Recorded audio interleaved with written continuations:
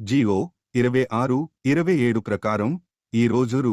1,5000 ఆర్థిక సహాయం అందించబడుతుంది.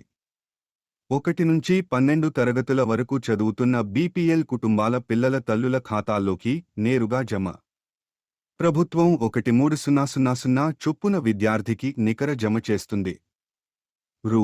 2,000 పాఠశాల మెయింటెనెన్స్కు మినహాయించి మిగతా మొత్తం తల్లి ఖాతాలోకి. 2025-26 వరకు విద్యా సంవత్సరం నుంచే ప్రారంభం. హాజరుతో సంబంధం లేకుండా చెల్లింపు, కానీ 75% హాజరు ఉన్నవారికే 2026-27 వరకు అర్హత. కుటుంబంలో ఒకరికైనా వైట్ రేషన్ కార్డ్ ఉండాలి. లోను హెడ్ ఆఫ్ ది ఇన్స్టిట్యూషన్ వారు కరెక్ట్ చేయాలి.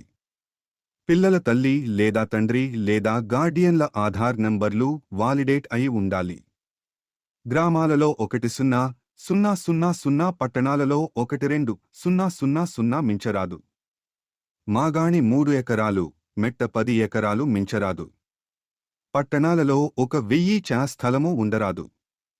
హౌస్ హోల్డ్లో ఏ ఒక్కరికి 4 వీలర్ ఉండరాదు. సరాసరి నెలకు 300 యూనిట్ల మించి విద్యుత్ వినియోగం ఉండరాదు. హౌస్ హోల్డ్ మెంబర్ ఆదాయపు పన్ను చెల్లించేవారు అనర్హులు. ఫీజు రీయింబర్స్మెంట్ సదుపాయం ఉన్న ఐఐటి, పాలీటెక్నిక్ కోర్సుల్లో చదివే పిల్లల తల్లులు అనర్హులు.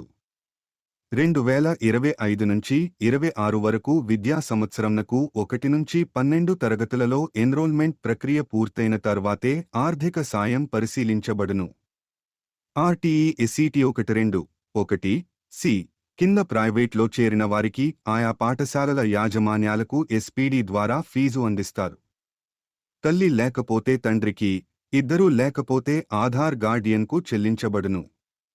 అనాథ బాలలకు జిల్లా కలెక్టర్ ద్వారా చెల్లించబడును. జియో 27లో పేర్కొన్న షెడ్యూల్ ప్రకారం జూన్ 12 నుంచి 28 వరకు అర్హులైన తల్లులు తండ్రులతో విద్యార్థుల జాబితా తయారుచేసి ప్రదర్శిస్తారు. జూలై 5న తల్లికి వందనం పేరుతో ఆర్థిక సహాయం తల్లుల బ్యాంకు ఖాతాలకు జమగును.